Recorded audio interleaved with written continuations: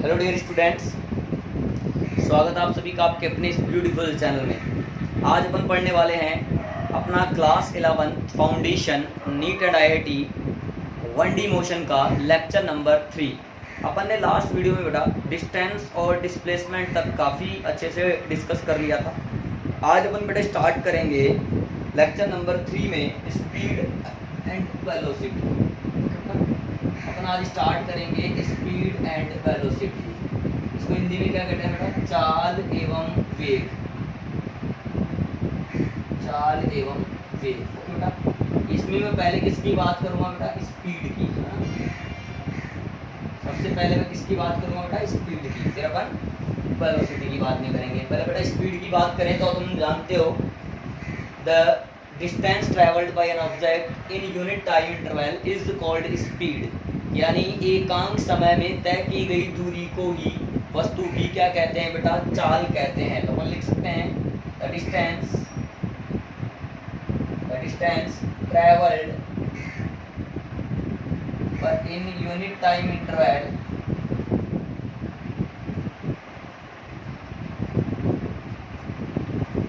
Is called speed. इसका मतलब बेटा speed is equal to distance upon क्या फॉर्मूला बन जाएगा बेटा? टाइम। ये आ जाएगा हमारा स्पीड का फॉर्मूला। क्लियर बेटा? अच्छा, यहाँ पर लिख सकते हैं स्पीड या यूनिट ऑफ स्पीड इज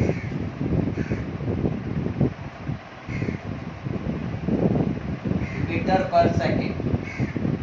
उसके अलावा बेटा अपन कह सकते हैं कि ऐसा यूनिट ऑफ स्पीड,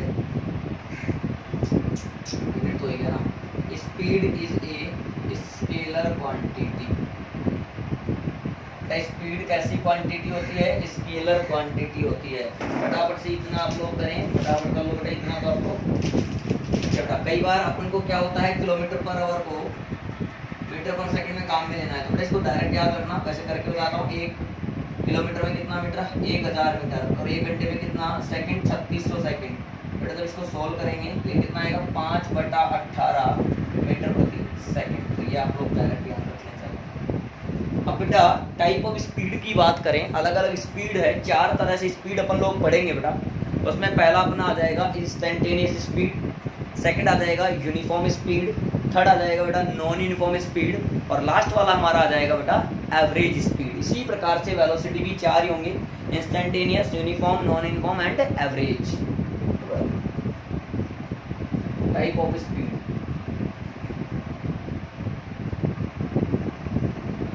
इसमें बेटा मैंने पहले की बात करी, वो है मेरे पास इंस्टेंटेनियस, जो कि तात्क्षणिक कहते हैं बेटा इसको, इंस्टेंटेनियस स्पीड। बेटा हिंदी में क्या कहते हैं? तात्क्षणिक चाल। यानी किसी निश्चित समय या क्षण पर वस्तु की चाल, यानी एक फिक्स्ड इंस्टेंट पर जो ऑब्जेक्ट की स्पीड होती है उसको कहते हैं instantaneous speed. The speed at a fixed instant is called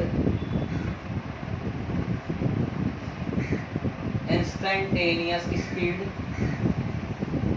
okay, ठीक है। तो देखना बेटा, यहाँ पे ध्यान से देखना, v is equal to limit delta t tends to 0। कहने का मतलब बेटा ये हुआ कि यहाँ पर इंस्टेंटेनियस स्पीड के लिए time interval should be very less, यानी डेल्टा t टेंड्स टू 0 नहीं है बट 0 की तरफ अग्रसर है। LIM limit delta t tends to 0 delta s upon delta t। ये कह सकता हूँ बेटा, यानी v बराबर हमारे पास फॉर्मूला बन जाएगा ds अपॉन dt। अब बेटा ds अपॉन dt का क्या मतलब हुआ बेटा? यहाँ पर सर ds अपॉन dt से यहाँ पर मतलब हो रहा है rate of change of displacement travelled is called speed. That is rate of change of displacement नहीं बेटा, distance travelled is called speed. क्यों बेटा? यानी किसी वस्तु द्वारा तय की गई दूरी में परिवर्तन की दर को भी क्या कहते हैं बेटा, वस्तु की चाल कहते हैं, यानी rate of change of distance travelled is called speed. बेटा यहाँ तक का फटाफट से कर लिया तो आगे बढ़े बेटा। अब मेरी बात समझो, मान लीजिए आपको डिस्टेंस और टाइम में एक ग्राफ दे रखा हो, समझना लगे, डिस्टेंस और टाइम में आपको एक ग्राफ दिया है, यहाँ पे डिस्टेंस ले रखा है, तो मेरी बात समझना क्या, तो हमारे पास अगर ये थीटा है, तो मेरी बात क्या कहना चाह रहा हूं मैं कि भैया speed of a body is equal to the, अलग से लिख रहे हैं side, is equal to the slope of tangent to the S T curve. S मतलब डिस्टेंस और टी मतलब टाइम। तो एस टी जो कर्व है, ये ए से बी तक अगर कोई ग्राफ जा रहा है, तो इस पर जो टेंजेंट बनाया गया है उस टेंजेंट का क्या ले लो बेटा, स्लोप ले लो। तो जो स्लोप होगा वो क्या कहलाएगा, यानी slope is equal to tan theta, यानी हो जाएगा delta S upon delta T, या फिर इसको ऐसे कह दो एस अपॉन टी, वो कहलाएगा हमारा स्पीड। यानी अगर एस और टी में ग्राफ दे रखा हो तो उसका स्लोप निकाल कर भी हम लोग क्या बता सकते हैं बेटा, स्पीड बता सकते हैं। क्लियर? अच्छा बेटा इस इक्वेशन को वापस देखो, इक्वेशन नंबर 1 को, अगेन फ्रॉम इक्वेशन नंबर 1 बेटा, यहाँ से v बराबर कितना लिखा हुआ है, ds upon dt। This implies, यहाँ से मैंने ds को सोल्व करा, क्या आया, v dt। बेटा अगर मैं दोनों तरफ इंटीग्रेशन कर दूं तो s बराबर इंटीग्रेशन ऑफ v dt। इसका मतलब इंटीग्रेशन का क्या मतलब समझाया था बेटा, एरिया से मतलब समझाया था। तो v और t में जो ग्राफ दे रखा हो उसका एरिया निकालने तो क्या मिल जाएगा बेटा आप लोगों को, डिस्टेंस। तो एरिया अंडर vt कर्व, ये क्या है यहाँ पर, डिस्टेंस है बेटा। क्लियर हो बेटा? जैसे एक एग्जांपल ले लें अपन लोग,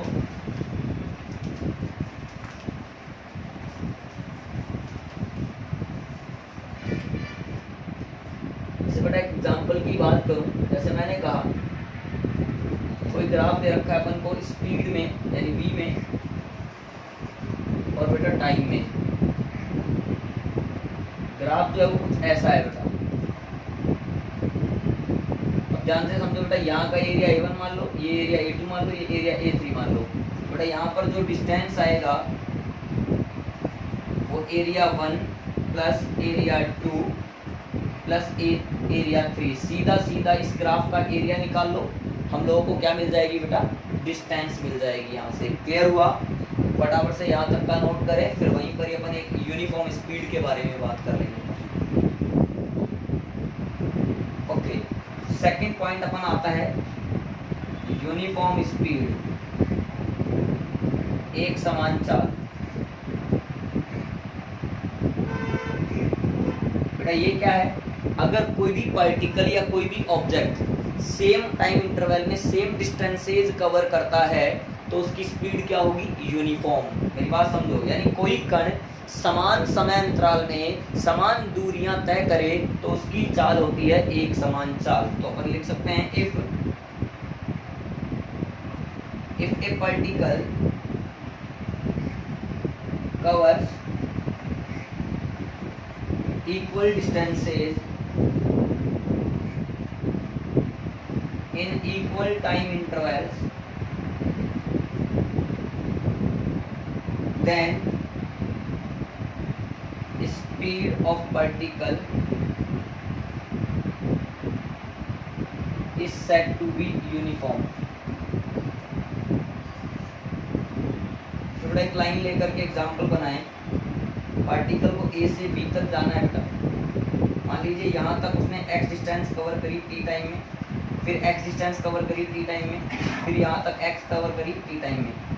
तो बेटा आप लोग अलग अलग भी निकालो, अगर v1 निकालो बेटा तो कितना आ रहा है x अपॉन टी, बेटा v2 निकालो तो भी कितना आ रहा है x अपॉन टी, और v3 निकालो तो भी कितना आ रहा है x अपॉन टी। इसका मतलब यहाँ पर क्लियर हो चुका है v1 बराबर v2 बराबर और v3 बराबर होंगे, यानी ये कहलाएगा यूनिफॉर्म स्पीड। फटाफट नोट कर लीजिए बेटा। आ रहा है बेटा, समझ में आ रहा है? इधर का मिटाते हैं।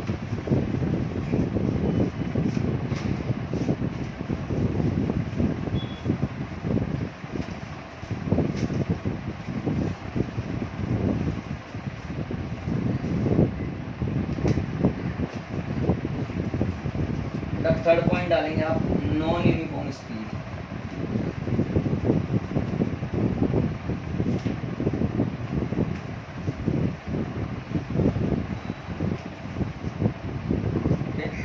नॉन यूनिफॉर्म स्पीड तीसरा पॉइंट डाल लेंगे आप लोग।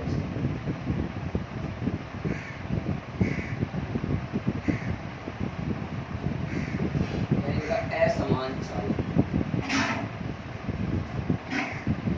अगर कोई भी particle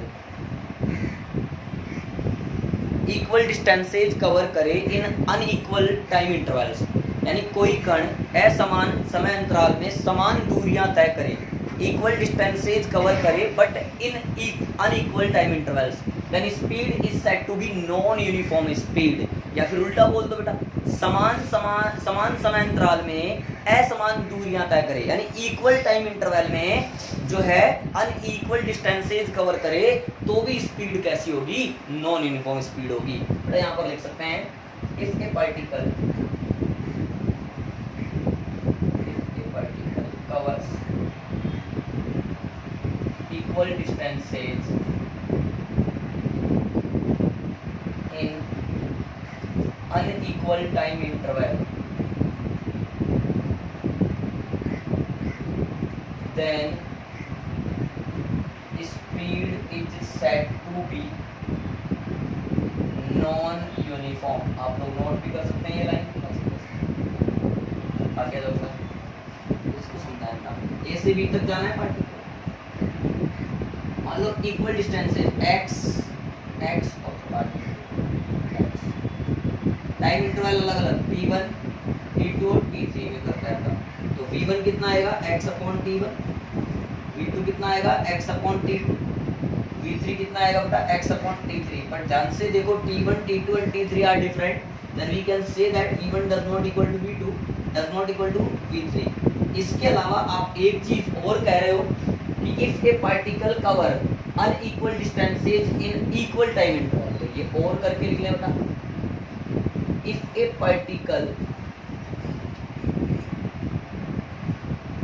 covers unequal distances in equal time intervals,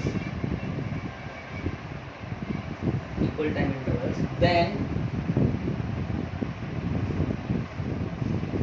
speed is said to be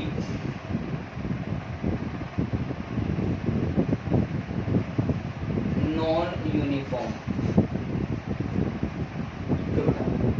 आप समझो, unequal distances x1 time t लगा, x2 टाइम t ही लगा, x3 पर टाइम t ही लगा, तो v1 x1 upon t, v2 कितना बेटा x2 अपॉन t, बेटा v3 कितना आएगा x3 अपॉन t। तो यहाँ से पता चल रहा है v1 does not equal to v2 does not equal to v3। Okay बेटा, फटाफट नोट करिए बेटा, कर लिए बेटा, हो गया ठीक है। एक लास्ट है इसमें फोर्थ टाइप जो है एवरेज स्पीड, औसत चाल, उस पर न्यूमेरिकल भी बनाए जाते हैं। पहले आज अपन इसका थ्योरेटिकल पार्ट कवर करते हैं, फिर कल कुछ न्यूमेरिकल देखेंगे नेक्स्ट वीडियो लेक्चर में। अपन फोर्थ इसमें लिखते हैं एवरेज स्पीड, इसको लिख सकता हूँ मैं औसत चाल। इसको लिखेंगे तो क्या लिखेंगे, यानी कुल तय की गई दूरी बटा उसमें लगा कुल समय, यानी total distance travelled upon time, total time taken is called average speed. तो अपन ये लिखेंगे the ratio of the ratio of total distance traveled to the total time taken is called average speed. Hence average speed is equal to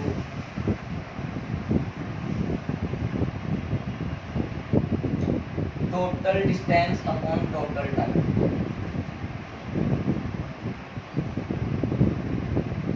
यानी बेटा इसको v average से लिखें तो यह आएगा delta s upon delta t, यानी s2 minus s1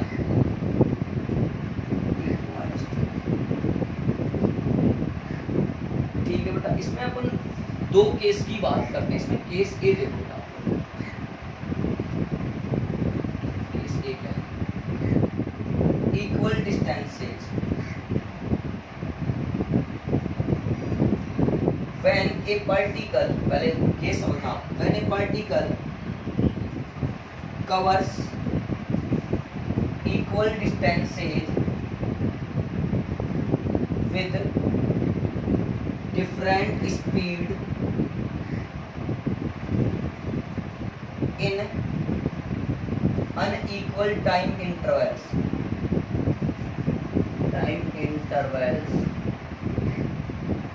then average speed is, बेटा ध्यान से देखो, अगर कोई पार्टिकल या कोई कण समान दूरियां इक्वल डिस्टेंसेज कवर करता हो लेकिन अलग अलग टाइम इंटरवल में और अलग अलग स्पीड से, तो फिर एवरेज कितना रहेगा बेटा समझने की कोशिश करना। मैंने कहा इक्वल डिस्टेंसेज कवर करता हो तो टोटल डिस्टेंस यहाँ से यहाँ तक की मान लो एस है बेटा,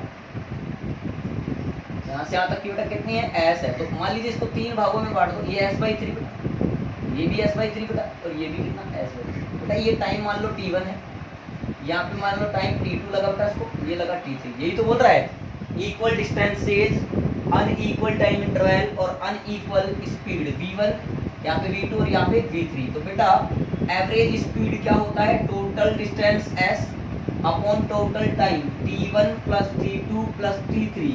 बेटा v average is equal to s upon t1। अब बेटा स्पीड बराबर होता है डिस्टेंस अपॉन टाइम, तो टाइम इज इक्वल टू क्या होगा बेटा, इस टाइम इज इक्वल टू क्या होगा, डिस्टेंस अपॉन स्पीड। तो t1 टाइम के लिए डिस्टेंस कितना था, s/3, स्पीड कितना है v1, फिर प्लस s/3 v2, फिर प्लस s/3 v3। क्यों बेटा, अब यहाँ ध्यान से देखें तो v एवरेज यहाँ s से s कट चुका है बेटा, और 3 v1 v2 v3 एलसीएम आके कहाँ आ गया, ऊपर बेटा। यहाँ आएगा v2 v3, यहाँ आएगा v1 v3 और यहाँ पे आएगा बेटा v1 v2। तो नीचे आ जाएगा v1 v2 plus v2 v3 plus v3 v1। This is average speed. क्या मेरी बात क्लियर है बेटा? ओके, फटाफट से नोट कर लो बेटा। इसमें फिर केस बी ले लेंगे हम।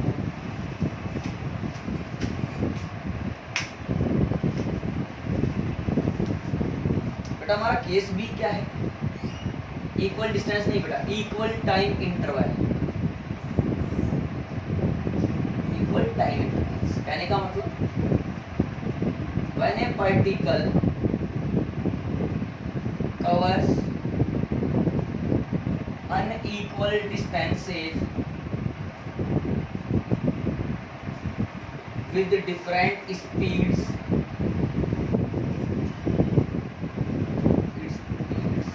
in equal time intervals,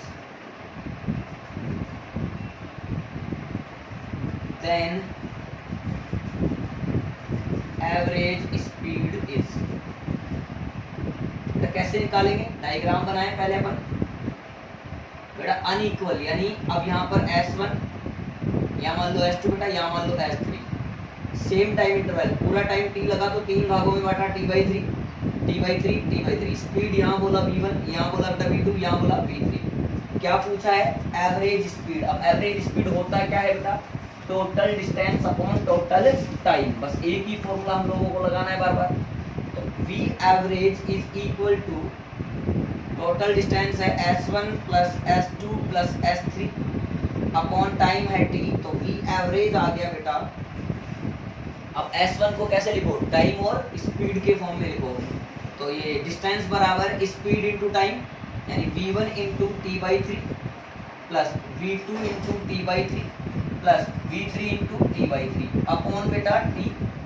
अब बेटा V एवरेज निकालोगे तो यहाँ से T कॉमन आ रहा है ऊपर और 3 नीचे जा रहा है, 3 यहाँ पे आ गया, V1 plus V2 plus V3 upon में यहाँ पे T आ रहा है बेटा, ये T से T कैंसिल, तो एवरेज यहाँ पे आ जाएगा V1 plus V2 plus V3/3। This is clear, note कर लो बेटा।